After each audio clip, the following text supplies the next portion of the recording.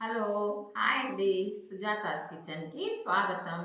ఈరోజు సుజాతాస్ కిచెన్లో మేథీ పరోటా ఏ విధంగా తయారు చేయాలో చూపిస్తానండి. మేథీ పరోటా తయారు చేయడానికి నేను 1/2 కిలో గోధుమ పిండి తీసుకున్నాను. ఇప్పుడు నేను ఈ గోధుమ పిండిలోనికి కొద్దిగా శనగపిండి వేస్తున్నానండి. ఈ శనగపిండి వేయటం వల్ల మనకి మేథీ పరోటా చాలా టేస్టీగా వస్తుంది. 1/2 కిలో గోధుమ పిండికి మనము ఒక 50 గ్రాముల శనగపిండి కానీ లేకపోతే కొంచెం తక్కువగా కూడా వేసుకోవచ్చును. దీనిలోనికి నేను ఒక 8 వెల్లుల్లి రెబ్బలు తీసుకున్నాను, చిన్న అల్లం ముక్క తీసుకున్నాను, ఒక 5 పచ్చిమిరపకాయలండి. ఈ మూడింటిని కలిపి మనము మెత్తటి పేస్ట్ లాగా చేసుకోవాలి. నేను రోట్లో వేసి ఈ విధంగా కలుచుకుంటున్నాను. మనము తయారు చేసుకున్న పేస్ట్ని కూడా ఇందులో వేస్తున్నాను. కొద్దిగా వామ్ తీసుకున్నానండి. దీనిని కూడా మనము 1 స్పూన్ అయితే సరిపోతుంది. దీనిని ఈ విధంగా క్రష్ చేసుకుని వేసుకుందాము. దీనిలోనికి నేను కొద్దిగా సాల్ట్ వేస్తున్నాను. సాల్ట్ అనేది మీ టేస్ట్కి తగినట్టుగా వేసుకోండి. మనకి ఆకుకూరలో కొంచెం సాల్ట్ ఉంటుంది కాబట్టి మీరు చూసి వేసుకోండి. 1 స్పూను కారం వేస్తున్నాను, కొద్దిగా పసుపు వేస్తున్నాను, ఒక 2 స్పూన్ల నెయ్యి వేస్తున్నాను.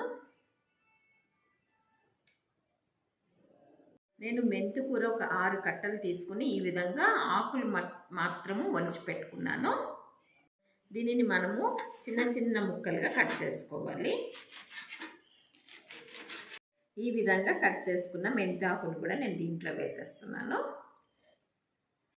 ఇప్పుడు మనం వేసుకున్న పదార్థాలన్నిటినీ కూడా బాగా కలిసేటట్టుగా కలుపుకుందాము.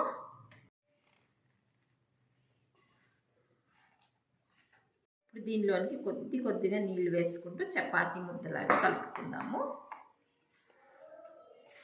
ఈ విధంగా పిండిని కలుపుకోవాలి. దీనిని మనము పిండి కలిపిన వెంటనే తయారు చేసుకోవచ్చండి. దీన్ని నానబెట్టవలసిన అవసరం లేదు.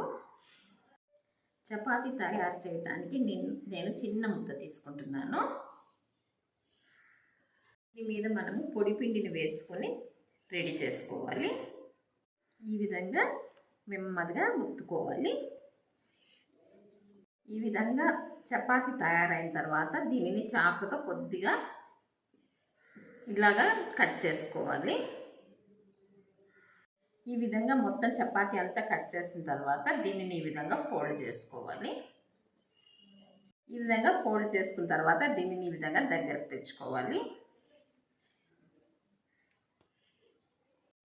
ఇప్పుడు కొద్దిగా పొడి పిండిని వేసుకొని మళ్ళీ దీనిని చపాతీలాగా చేసుకోవాలి. ఈ విధంగా చేయటం వల్ల మనకి పరోటా క్రిస్పీగా బాగా వస్తుంది, పొరలు పొరలుగా వస్తుంది. ఇప్పుడు ఈ విధంగా తయారు చేసుకున్న చపాతీని పెనం మీద వేసి 2 వైపులా కాల్చుకోవాలి. 2 వైపులా మనం కొద్దిగా నెయ్యి రాసుకుందాము. నెయ్యి లేనట్లయితే నూనె కూడా రాసుకోవచ్చు. ఈ విధంగా మనం చపాతీని 2 వైపులా బాగా కాల్చుకోవాలి. ఇప్పుడు నేను ఇంకొక చపాతీ తయారు చేస్తున్నాను. దీనిని ఇంకొక షేప్లో తయారు చేసుకుందాము. ముందు ఈ విధంగా రౌండ్గా చపాతీ చేసుకుందాము. ఇప్పుడు ఈ చపాతీ మధ్యలో నేను కొద్దిగా నెయ్యి రాస్తున్నాను. దీనిని మధ్యలోకి ఈ విధంగా ఫోల్డ్ చేసుకోవాలి. తర్వాత దీని మీద కూడా కొంచెం నెయ్యి రాసుకోవాలి. తిరిగి దీనిని ఈ విధంగా ఫోల్డ్ చేసుకోవాలి. ఇప్పుడు కొద్దిగా పొడి పిండి తీసుకుని మనము దీన్ని కూడా ఇదే షేప్లో చపాతీలాగా తయారు చేసుకుందాము. ఈ విధంగా చేసుకోవాలి. ఇప్పుడు దీన్ని కూడా 2 వైపులా బాగా కాల్చుకోవాలి. దీనికి కూడా 2 వైపులా కొంచెం నెయ్యి అప్లై చేసుకుందాము. చూసారా, మేథీ పరోటా రెడీ అయిపోయింది. మీరు కూడా తయారు చేయండి, రుచి చూడండి. నా ఛానల్ని సబ్స్క్రైబ్ చేసుకోండి, నా ఛానల్ని లైక్ చేయండి. Thank you.